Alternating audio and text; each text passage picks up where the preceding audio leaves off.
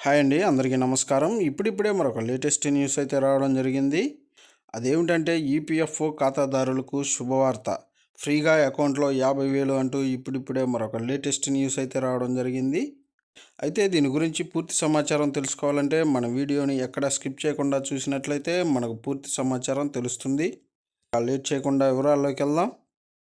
ఇక ఈపీఎఫ్ ఖాతాదారులకు ప్రభుత్వం శుభవార్త చెప్పింది. పీఎఫ్ ఖాతాదారులు 50,000 వరకు బెనిఫిట్స్ పొందే అవకాశం కల్పించింది.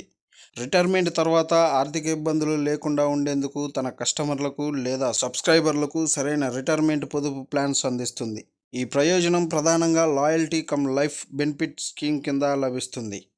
అంటే మీరు మీ పీఎఫ్ ఖాతాలో నిరంతరంగా కొంతకాలం పాటు క్రమం తప్పకుండా కంట్రిబ్యూషన్ చేస్తే మీరు ఈ ప్రయోజనానికి అర్హులు అవుతారు.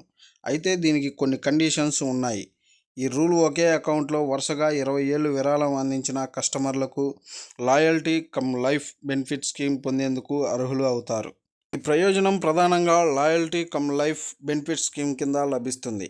అంటే మీరు మీ పీఎఫ్ ఖాతాలో నిరంతరంగా కొంతకాలం పాటు క్రమం తప్పకుండా కంట్రిబ్యూషన్ చేస్తే మీరు మీ ప్రయోజనానికి అర్హులు అవుతారు.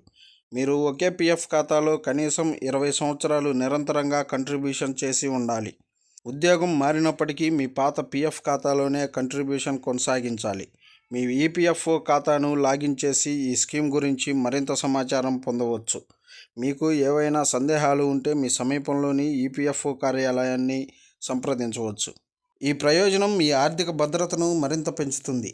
భవిష్యత్తులో ఏదైనా అత్యవసర అవసరం ఏర్పడితే ఈ నిధి మీకు చాలా ఉపయోగపడుతుంది.